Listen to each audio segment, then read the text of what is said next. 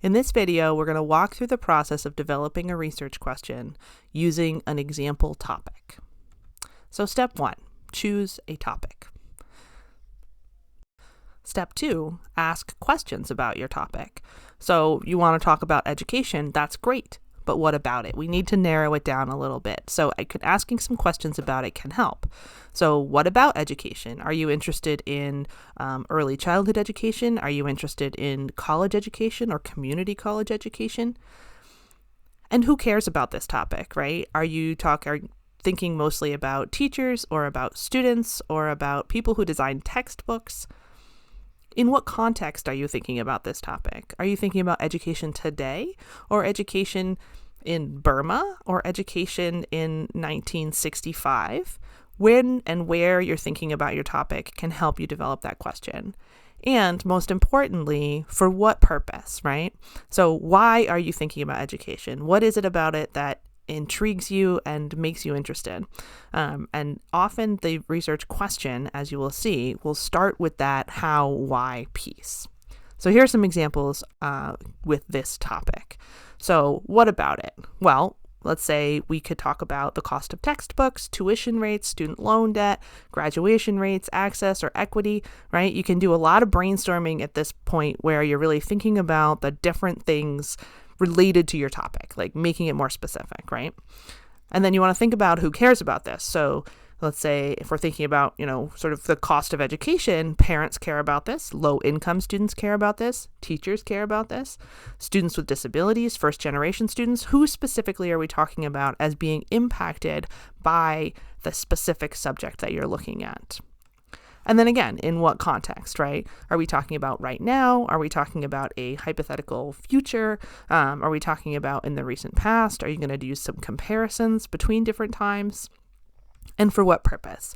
So how can you use the answers to the other questions to explore relationships, and this is key, between different aspects of your topic? And why does that relationship matter? So here, let's keep going with our example. So the next step is to take your topic from just a general topic to a more complex and specific topic. So instead of just thinking about education, we could, for example, think about low-income prospective students, that's the who, the cost of textbooks and student loan debt, that's the what, at selective American liberal arts schools in the wake of the 2019 college admission scandal, that's the when and the where, right? For informed decision-making, that's the why. Who needs to know what in order to make good decisions about their college education?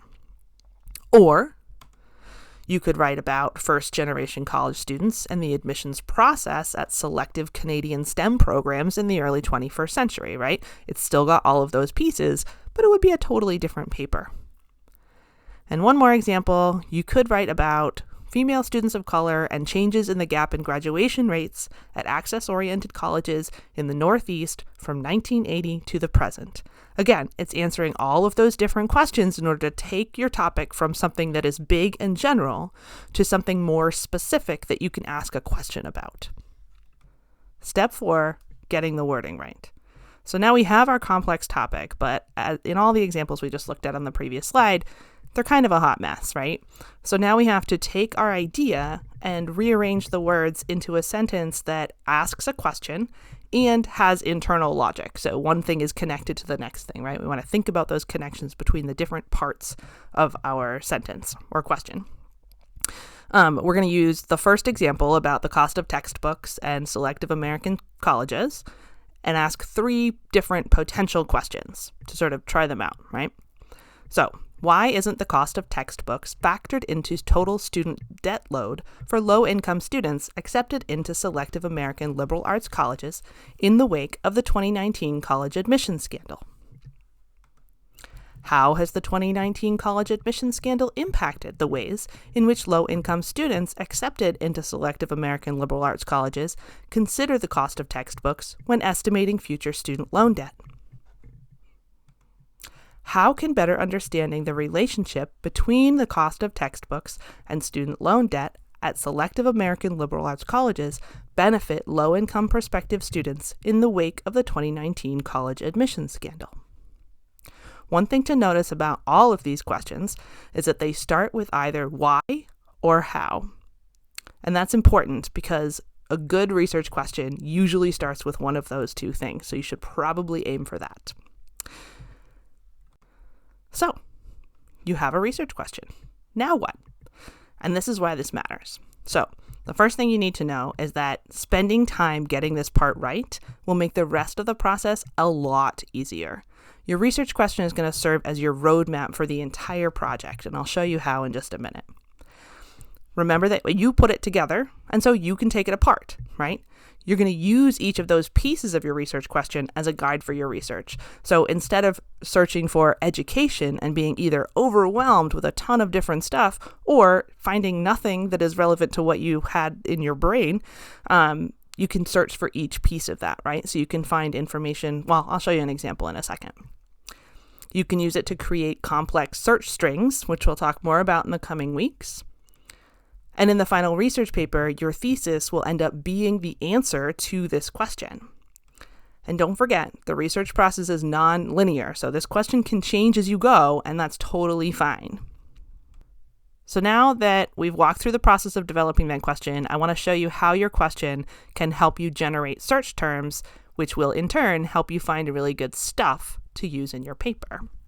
So if we start with our question, this particular question can lead us to a number of different search terms. And search terms are all about putting things together. So for example, you could search for textbooks and cost, and you're going to get different things, different results than if you had just searched for textbooks by itself or if you had searched for cost by itself. You can also search for student loan debt in quotation marks, so then you're getting that whole phrase and not just individual words, and your search will be more specific. You could search for liberal arts and selective, right? You could search for prospective students, liberal arts, and student debt. And then you're getting a combination of different results that is going to be markedly different than what you would get if you searched any of those terms on their own.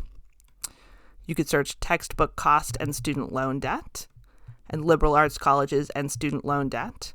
And I think you're picking up what I'm putting down here, which is that the words in your question are going to lead to search terms that you can use to find research for your project. And that's not the only way, and we will talk more about search terms and how to search strategically soon. So stay tuned for that. But meanwhile, as you're thinking about that question, remember that developing that question and really making sure that it represents the thing that you want to focus on, and also that it's fine if it changes later, is really, really important for the entire project.